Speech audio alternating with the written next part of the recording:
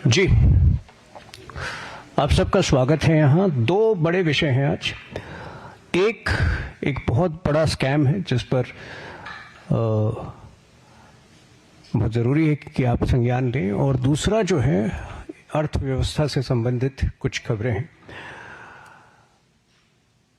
जैसा कि आपको पता है, अनेक स्कैम जो है वो विपक्ष द्वारा शासित राज्यों में पिछले कुछ वर्षों में आते रहे। आज एक इतना बड़ा स्कैम है जो कि बहुत कम सुनने को मिलता है। यह है झारखंड का district mineral foundation trust scam, जिसमें अनुमान लगाया जा रहा है कि लगभग 2000 करोड़ रुपए का यह स्कैम है। और एक बार फिर हेमंत सोरेन की जो सरकार है, सीधे आदिवासी क्षेत्र को बदहाली की ओर ले जाने का और आदिवासियों को विशेष तौर पे जो है लूटने का प्रयास कर रही थी। इसके जरिए 8 सितंबर को पहली बार श्री बाबूलाल मरांडी जी ने एक प्रेस कॉन्फ्रेंस किया था रांची में इस संदर्भ में। उसके उपरांत झारखंड हाई कोर्ट ने इसका संज्ञान लिया था, और परसों अर्थात 13 अक्टूबर को जब झारखंड हाई कोर्ट में इसकी हियरिंग हुई, तो हाई कोर्ट ने विशेष निर्देश दिए हैं राज्य सरकार को कि अगले 4 हफ्ते में हियरिंग से पहले वो अपना उत्तर इस स्कैम के विषय में दे। अब ये स्कैम क्या है? देखिए, डिस्ट्रिक्ट मिनरल फाउंडेशन ट्रस्ट जो है एक ऐसा ट्रस्ट है जो विशेष तौर पर मोदी जी की सरकार के आने के उपरांत 2015 में एक विशेष कानून के तहत MMDR अमेंडमेंट एक्ट के जरिए 2015 मार्च में लागू किया गया था। इसके तहत हर वो डिस्ट्रिक्ट जो माइनिंग डिस्ट्रिक्ट की संज्ञा जिसको पूरे देश में दी जाती है, वहां जो लीज होल्डर के जो कॉन्ट्रैक्ट्स होते हैं, जैसे जो कंपनी जो है जमीन को लीज पर्पसेस के लिए लेती है, किराए पे लेती है, तो अपने अर्निंग्स का 10 से 30% जो रॉयल्टी होता है वो उनको डिस्ट्रिक्ट कलेक्टर के जरिए सीधे जो माइनिंग अफेक्टेड एरियाज है उसके उद्धार में खर्च करने पड़ते हैं। तो जहां 24 डिस्ट्रिक्ट है झारखंड में, ज्यादातर जो है वहां पर माइनिंग जो है सारे डिस्ट्रिक्ट्स में होते हैं।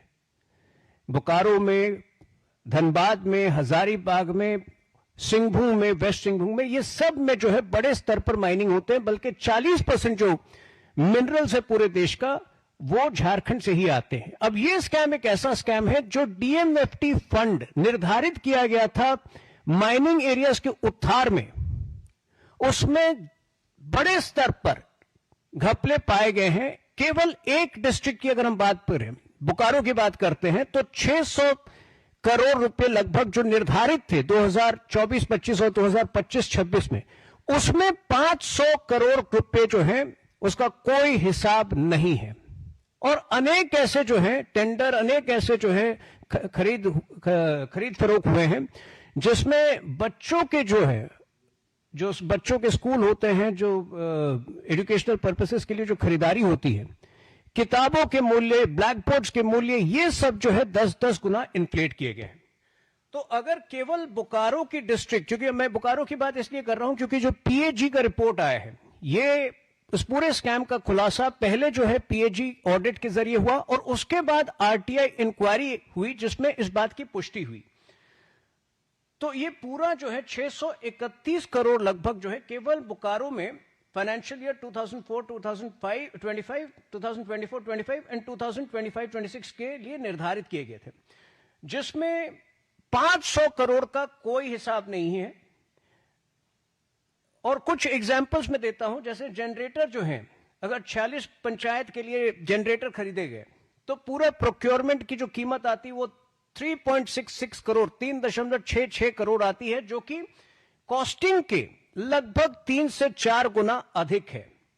इसी प्रकार जो गांव के स्कूल होते हैं, वहां एक बिल्डिंग एज लर्निंग एड, इस नाम की जो एक पेंटिंग्स बहुत प्रचलित है, इनको मुहैया करने में इसी प्रकार से जो है बड़ी जो है पैसों की जो है हेराफेरी हुई है।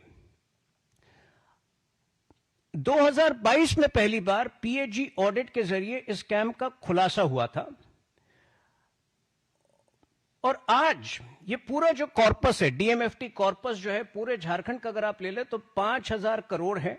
अगर बोकारो में जो हेराफेरी हुई है, ये जस्ट इसको जो अंग्रेजी में एक शब्द है टिप ऑफ द आइसबर्ग कहा जा रहा है, ये माना जा रहा है कि टिप ऑफ द आइसबर्ग। अगर आप उसके हिसाब से पूरे झारखंड का अगर एक एस्टिमेट निकाले तो ये स्कैम कम से कम 1,500 करोड़ से 2,000 करोड़ तक का स्कैम है। और एक बार फिर जो मोडस ऑपरेंडी इसमें बिल्कुल सेम है, इन्फ्लेटेड बिल। तो जब बाबूलाल मरांडी जी ने 8 सितंबर को पहली बार जो है इसका खुलासा किया, उसके उपरांत जो है वहां के एक प्रवक्ता है हमारे झारखंड बीजेपी के अजय शाह ने इसको पुरजोर तरीके से लोकल मीडिया में उठाया। अगर ये विषय राष्ट्रीय पटल पर यह विषय इसलिए महत्वपूर्ण हो जाता है क्योंकि जो 3 पार्टियां झारखंड में सरकार चला रही हैं, जेएमएम, कांग्रेस पार्टी और आरजेडी, वो तीनों जो है इंडी अलायंस में भागीदार हैं। पड़ोसी राज्य में भी वो चुनाव लड़ रही हैं और कांग्रेस पार्टी को विशेष तौर पर इस पर उत्तर देना होगा कि क्या कांग्रेस पार्टी इस स्कैम के जरिए जो है अपनी राष्ट्रीय स्तर की फंडिंग जुटा रही थी। राहुल गांधी जो 15-15 दिन गायब हो जाते हैं, किसी को अता पता नहीं होता है, ये फंडिंग आखिर कहां से आती है? शायद इस स्कैम में उन सारे प्रश्नों का उत्तर हो। सोमवार को अर्थात 13 अक्टूबर को जब झारखंड हाईकोर्ट में हियरिंग हुई तो झारखंड हाईकोर्ट का यह ऑब्जर्वेशन है कि 80% जो खर्चे हुए हैं वो पूरी तरह अनअकाउंटेड है, वो खरीदारी हुई नहीं है, बस बिल है, वो पैसे कहां गए इसका कोई हिसाब नहीं है। 4 हफ्ते का समय दिया गया है राज्य सरकार को, पॉइंट बाय पॉइंट राज्य सरकार को जवाब देना है। अब दुख की बात यह है कि ये तीसरा चौथा बड़ा स्कैम है। हमने देखा है किस प्रकार से लैंड स्कैम, 600 करोड़ के लैंड स्कैम में हेमंत सोरेन जो है 4 महीने 5 महीने जेल के अंदर थे पिछले साल। लैंड स्कैम क्या था? डिफेंस लैंड को जो है जबरदस्ती कागज की हेराफेरी कर उसको हवाला मनी के जरिए जो है वो भूमि को हथियाया गया था। माइनिंग स्कैम जो है उतना ही बड़ा स्कैम है। और डीएमएफटी स्कैम जो है, अगर मामले के तह तक जाते हैं, हमारी मांग है कि सीबीआई इंक्वायरी हो, अगर मामले की तह तक जाते हैं तो शायद ये हाल फिलहाल पिछले कुछ वर्षों का सबसे बड़ा स्कैम निकलने वाला है और दारोमदार कांग्रेस पार्टी पर है। कांग्रेस पार्टी, तीनों गठबंधन में एक ही जो राष्ट्रीय पार्टी है वो कांग्रेस पार्टी है, कि क्या ये फंड से वो क्या ये स्कैम से जो है अपने राष्ट्रीय स्तर की फंडिंग कर रही थी। तो ये तो झारखंड का विषय हो गया। अब आपको याद होगा विपक्ष के नेता जो हैं, अगस्त के महीने में जब पहली बार हम पर टैरिफ लगाया गया था तो हमारे विपक्ष के नेता राहुल गांधी ने बड़े जोश में आकर कहा था कि India is a dead economy. आज लगभग 1.5 महीने बाद अनेक ऐसे प्रमाण हैं, राहुल गांधी को करारा जवाब मिला है। और ऐसे कुछ तथ्य जो हैं मैं आपके समक्ष रखना चाहता हूं। अगर इसके बाद भी राहुल गांधी ये मानते हैं कि भारत एक डेड इकोनॉमी है तो मेरे ख्याल से उनको इलाज करानी चाहिए अपनी सोच की। कल आईएमएफ इंटरनेशनल मॉनेटरी फंड ने कुछ फ्रेश एस्टिमेट्स रखे हैं भारत के जीडीपी के लिए। और आपको पता है कि पिछले कुछ हफ्ते जो हैं कुछ चुनौतियां रही हैं टैरिफ संबंधित। ऐसी परिस्थिति में भी भारत की जीडीपी को अपडेट किया गया है।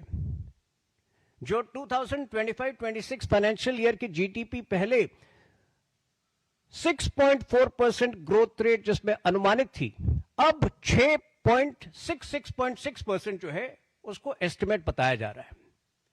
और ये इसलिए भी महत्वपूर्ण हो जाता है क्योंकि पिछले 3 हफ्ते में देश ने सबसे बड़े जीएसटी रिफॉर्म्स देखा है, रैशनलाइजेशन देखा है, जीएसटी बचत उत्सव देखा है, जिसमें हमारे देशवासियों ने यह साबित किया है कि हमारी जो अंदरूनी मार्केट है, जो लोकल डोमेस्टिक मार्केट है, उसकी शक्ति इतनी अधिक है कि कोई भी बड़ी चुनौती का सामना हम डट कर सकते हैं। तो जो अनुमान आईएमएफ ने कल पेश किए हैं, उसमें अन्य देशों के भी अनुमान दिए गए हैं,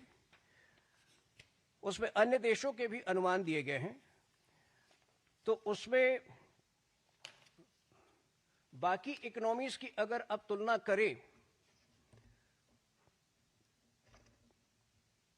तो सारे इकोनॉमीज की तुलना में भारत जो है पांचवा या छठा साल ऐसा होगा जब निरंतर फास्टेस्ट ग्रोइंग लार्ज इकोनॉमी की संज्ञा भारत को प्राप्त होगी।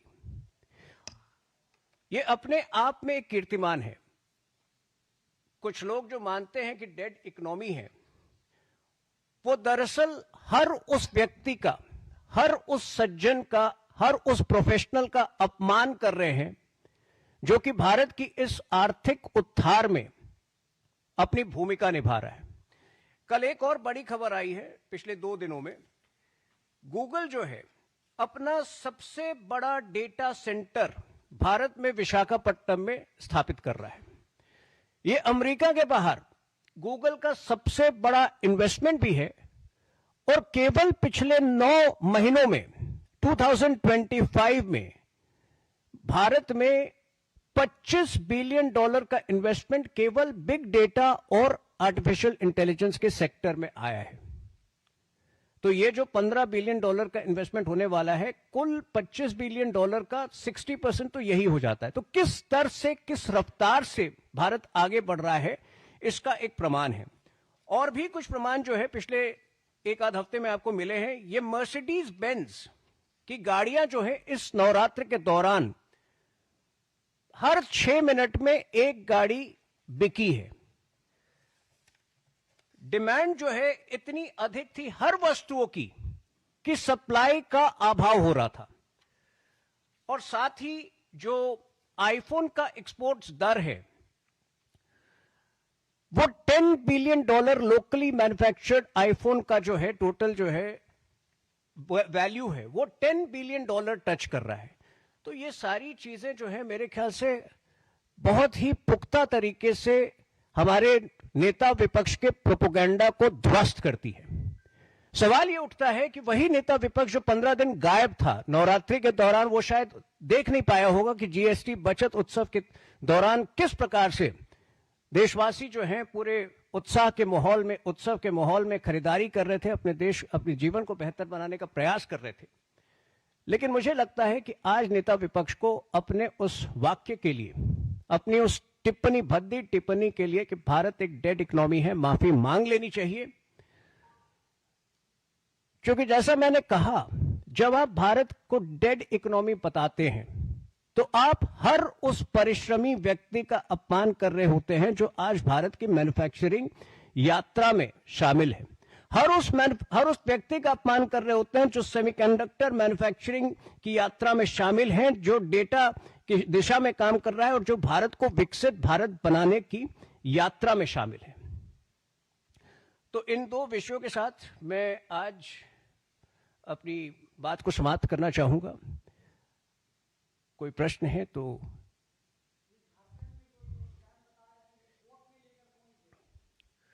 देखिए, कोर्ट ने पहले इसका सुओ मोटो संज्ञान लिया, उसके बाद एक आरटीआई एक्टिविस्ट भी सामने आए हैं, लेकिन आरटीआई एक्टिविस्ट के विषय में मुझे ज्यादा जानकारी नहीं है, क्योंकि कई बार झारखंड में हमने पहले भी देखा है कि वो आरटीआई एक्टिविस्ट ही बाद में जो है चीजों को बदल देते हैं। तो इसीलिए ये 8 सितंबर को सभी तथ्यों के साथ श्री बाबूलाल मरांडी जी ने प्रेस कॉन्फ्रेंस किया था और निरंतर तब से जो है भाजपा इस विषय को उठाती रहती। मेरा खुद का एक विस्तृत लेख इसमें CNN IBN के पोर्टल पर भी था और ये हम मानते हैं कि बहुत गंभीर विषय है। जितने भी स्कैम, आप पड़ोसी राज्य में टीचर रिक्रूटमेंट स्कैम को भी अगर देख लें तो ये स्कैम का जो कुल इसका फैलाव है, जितने डिस्ट्रिक्ट्स उसमें शामिल हैं और जिस लेवल पर डिस्ट्रिक्ट कलेक्टर्स जो हैं संभवतः हेमंत सोरेन के इशारों पर पैसा की हेराफेरी कर रहे थे। मेरे ख्याल से ये 1500-2000 करोड़ तो मिनिमम निकलने वाला है,